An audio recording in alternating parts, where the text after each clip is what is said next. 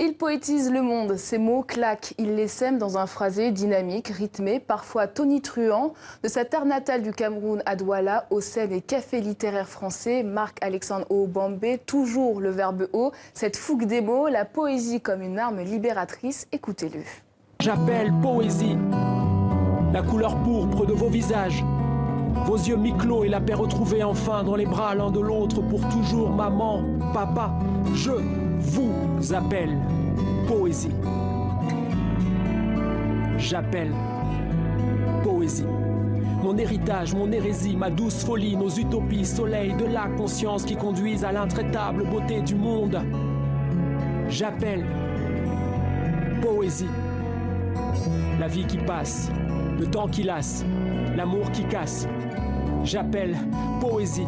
Mes larmes invisibles que tu pleures tous les jours depuis cet hiver à Douala ou notre dernier tango au quartier de la Boca, un soir de pleine lune.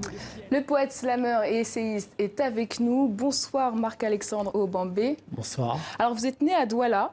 Oui. C'était quoi les rêves du jeune Marc-Alexandre? Alors il y avait un rêve. Il y en avait deux, devenir écrivain et devenir footballeur. J'étais pas bon pas assez discipliné pour le deuxième rêve, alors je me suis concentré sur le premier. Écrivain, c'est presque fait. C'est fait. Alors très jeune, vous baignez dans le monde de livres, de la culture, à travers notamment vos parents. Est-ce qu'on se dit forcément, je vais suivre la trajectoire des parents? On ne se le dit pas forcément, mais je pense que personne ne guérit de son enfance. Alors moi, j'ai eu la chance d'avoir une enfance heureuse et ancrée dans la littérature et donc mes rêves. Et non, je n'ai pas guéri. Que faisaient vos parents? Voilà. Que faisaient vos parents? Ma mère était prof de lettres, de philo et de français, et mon père travaillait pour le gouvernement, mais c'était surtout un homme de culture, un mécène culturel qui a accompagné beaucoup de projets de théâtre, de musique, de littérature, et voilà, j'ai baigné là-dedans. Alors 15 ans, l'âge de l'adolescence, l'âge pour vous d'une révélation en quelque sorte. Ce n'est pas une rencontre qui va changer votre vie, mais un livre, la rencontre avec un auteur, des mots qui vous marqueront à jamais. Racontez-nous. Alors c'est une claque poétique, oui. C'est un livre que j'ai dû lire. C'était une punition, une douce punition. J'ai dû lire le cahier d'un retour au pays natal un soir et je ne me suis pas relevé de ce livre. Quand je l'ai terminé, quand je l'ai refermé, je n'avais pas tout compris, mais j'avais été bouleversé par le texte et je savais que ma vie ne serait plus jamais la même. Qu'est-ce qui s'est passé? Une rencontre de l'ordre de ce qui peut se passer quand on tombe amoureux. C'est-à-dire que tout bascule. On bascule soi-même dans cet amour et on ne sait pas trop pourquoi, mais on sait juste qu'il y a comme une évidence et que sa vie va changer complètement grâce à cette rencontre, grâce ou à cause d'ailleurs à cette rencontre. Et les mots de Césaire ont provoqué ça en moi, très jeune. Votre pays natal, le Cameroun, vous décidez de le quitter en 1996, direction Lille dans le nord de la France. Vous quittez ce pays pour oublier une blessure? Je pars pour fuir le vide laissé par la mort de ma mère. Je pars pour poursuivre mes études. Je pars pour poursuivre le rêve de devenir écrivain aussi. Mais je pars, oui, d'abord pour laisser derrière moi le vide que laisse la perte d'un être cher comme une mère, oui. Et qu'est-ce que vous vous dites en arrivant en France?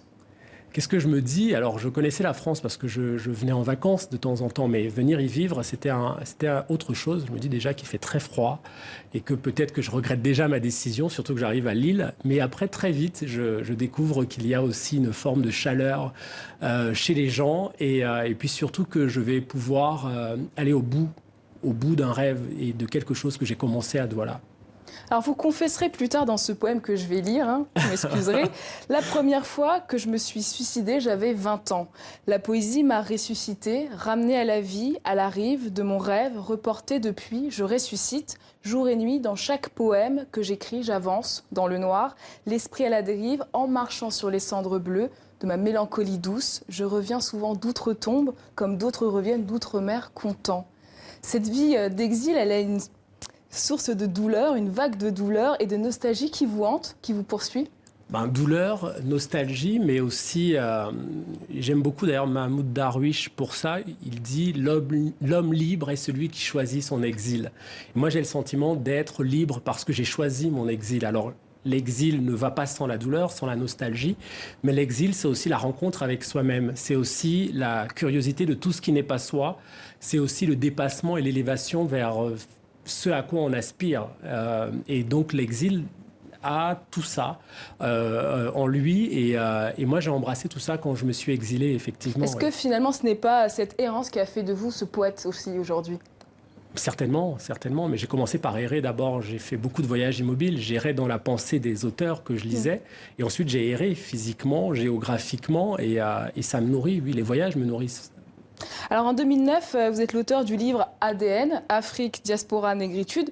Vous revendiquez une filiation spirituelle avec les pères de la négritude, Aimé Césaire, Édouard Glissant ou encore Léopold Sédar Senghor. Qu'est-ce que vous puisez dans cet héritage ? Alors je puise tellement de choses.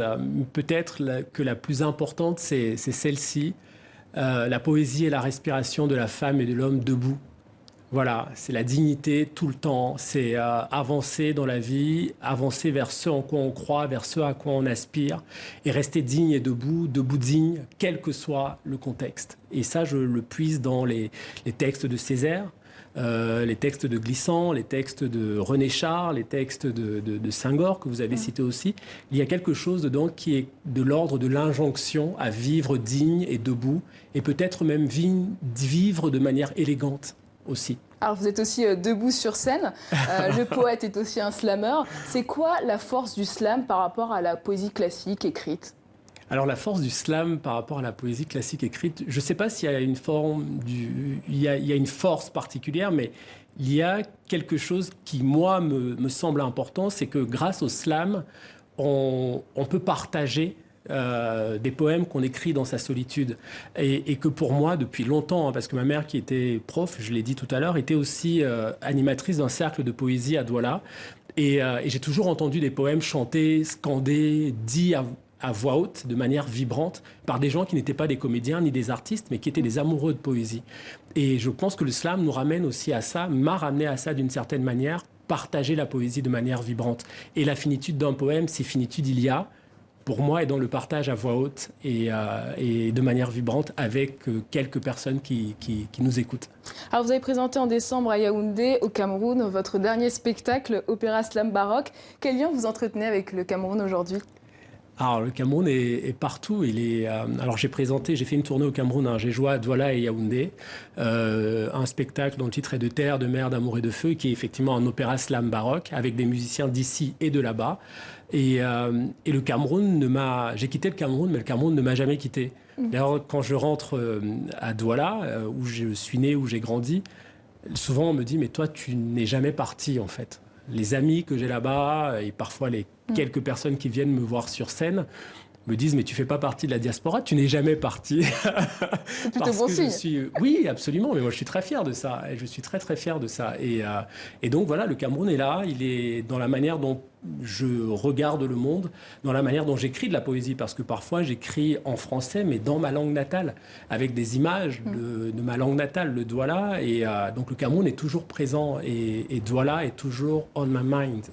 C'est bientôt la fin de cette interview. Un petit slam improvisé, là, maintenant, tout de suite, sur le plateau.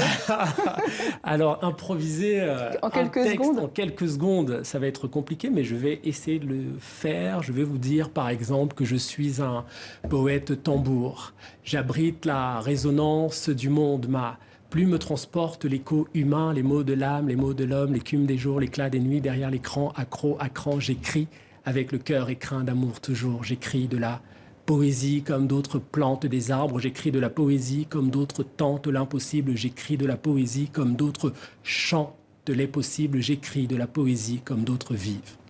Merci beaucoup pour ce joli cadeau. Merci Marc-Alexandre Obambé. Je rappelle votre dernier ouvrage De terre, de mer, d'amour et de feu. Merci beaucoup d'avoir accepté notre invitation. Merci à vous.